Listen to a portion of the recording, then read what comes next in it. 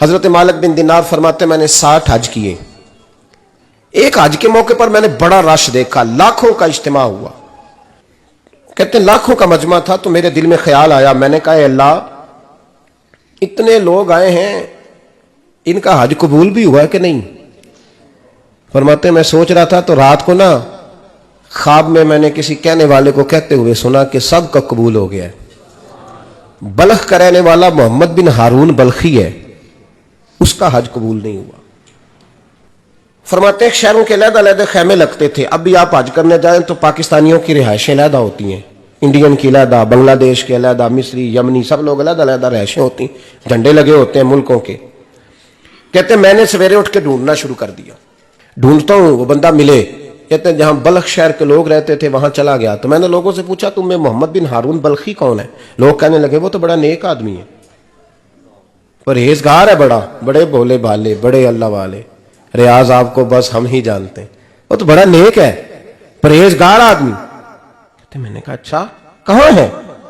انہوں نے کہا پہاڑ کے پیچھے اس نے خیمہ لگایا ہوا ہے, ساری رات عبادت کرتا ہے, سارا دن روزہ رکھتا ہے, قائم اللیل ہے, صائم الدہر ہے. کیا بات؟ فرماتے میں ان لوگوں کی بات سن کے حیران ہو گیا کہ مجھے کیا بتایا گیا, یہ کیا کہہ رہے ہیں. فرماتے میں پہاڑ کے پیچھے گیا.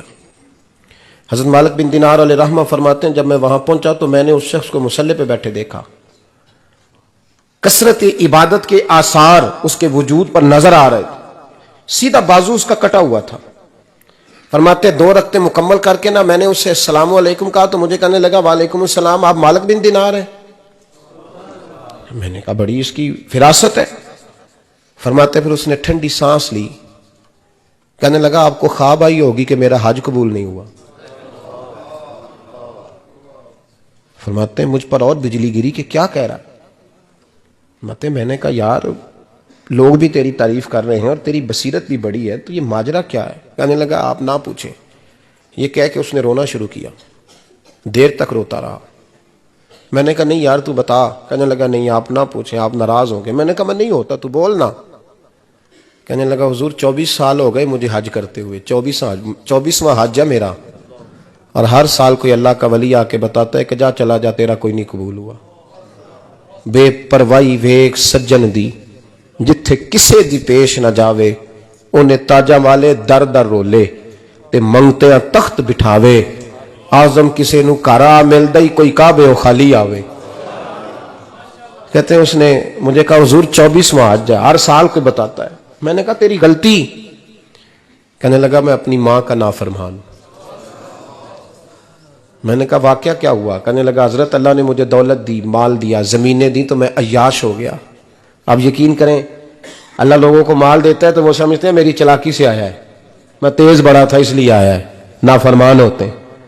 لیکن جو رب لینا جانتا ہے دینا جانتا ہے وہ لینا بھی. وارث شاہ مان کری نہ وارثاں دا, رب بے وارثہ کر کے مار دائی.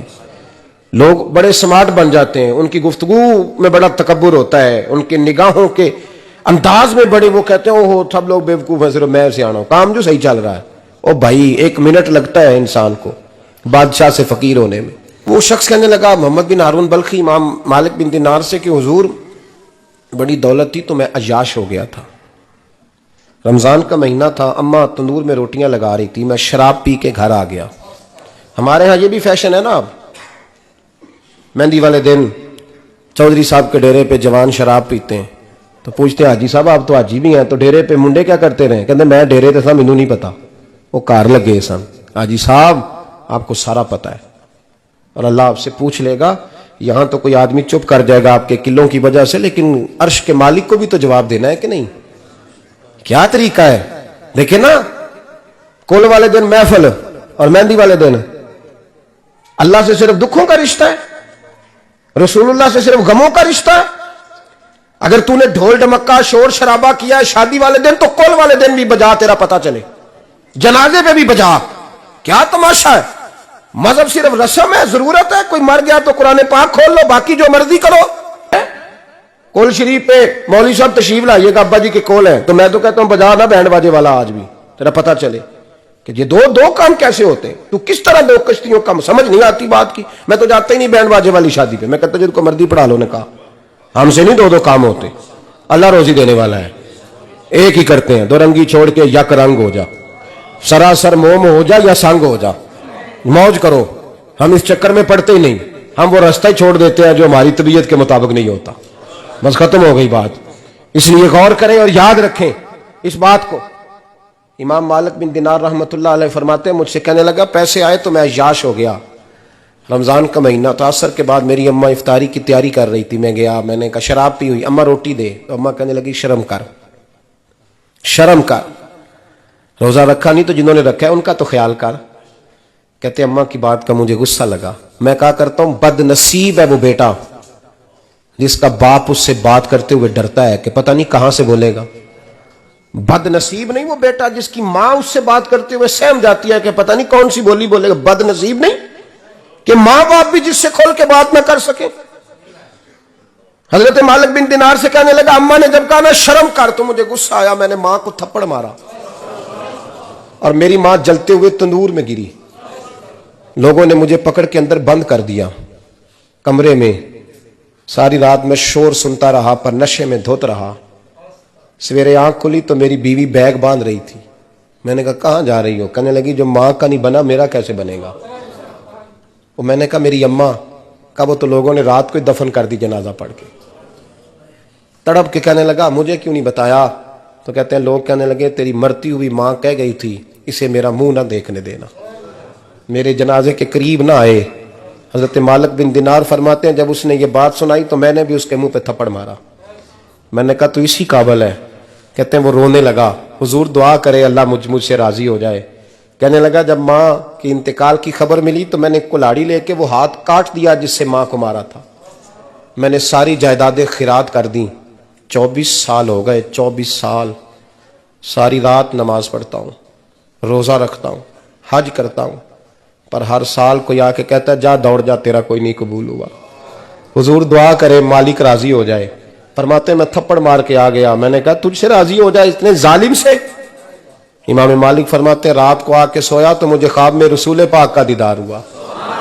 تو نبی پاک علیہ السلام نے فرمایا مالک تو اسے مایوس کیوں کر آیا ہے, اللہ تو بڑا مہربان ہے. کہا حضور ماں کے نافرمان کو معافی کیسے ملے گی؟ تو امام مالک فرمانے لگے نبی کریم نے فرمایا جا اسے جا کے بتا دے تجھے قیامت میں تیری ماں کی وجہ سے بخش دیا جائے گا.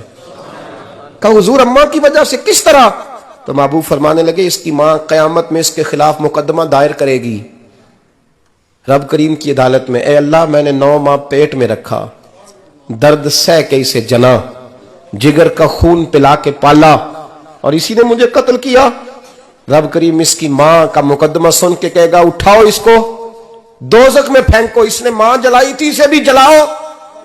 محبوب فرمانے لگے جب پکڑ کر کے مالک اس کو محمد بن ہارون کو لوگ لے جائیں گے نا جہنم کی طرف, ابھی فرشتے گھسیٹیں گے ہی تو پلٹ کے پھر اماں کی طرف دیکھے گا, اور دوسری دفعہ پھر گھسیٹیں گے تو پلٹ کے دیکھے گا, اور تیسری دفعہ پھر پلٹ کے کہے گا اماں یہ مجھے جلانے لگے, اماں یہ جہنم میں پھینکنے لگے.